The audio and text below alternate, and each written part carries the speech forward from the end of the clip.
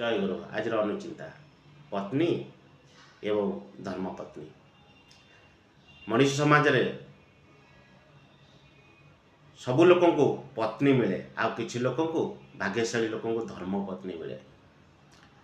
पत्नी ताको कहा जाए प फर पति सहित नी पर झगड़ा। जे पति सहित झगड़ा करे ताको पत्नी कहा जाए। जे धर्म सहित रही पति सहित झगड़ा करे ताको धर्म पत्नी कहा जाए।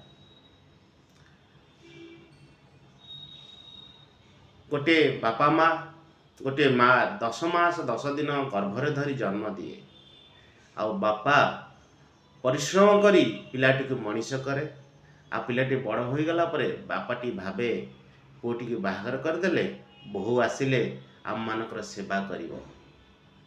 जे बहु आसी सासु ससुर सेवा न करी स्वामी सहित अलगा रुहे ताको पत्नी कहा जाए। आउ जे बहुटी बाहाला परे पति कथा न मानी सासु ससुर सेवा करी सासु ससुर सहित रुहे आ दुखरे सुखरे भागीदारी हुए ताको धर्म पत्नी कहा जाए।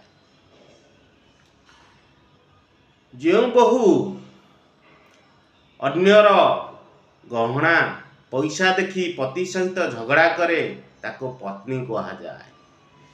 जो बहुटी स्वामीर 5 टंका इनकम रे खुशी रे रुहे आ सासु ससुर सहित खुशी रे जीवन अतिबाहित करे सुसंपर्क सहित फैमिली की चलाए ताको धर्म पत्नी कहा जाए।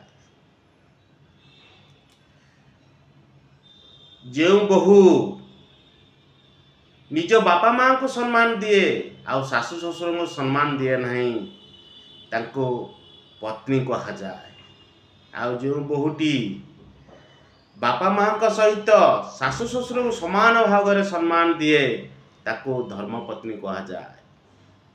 आपण केबे मार्केट जाइथिबे बाइगण किनिथिबे बाइगण देखिबे गोटे गोटे बाइगण ऊपर पूरा प्लेन थिबो ता भितरे पोक थिबो।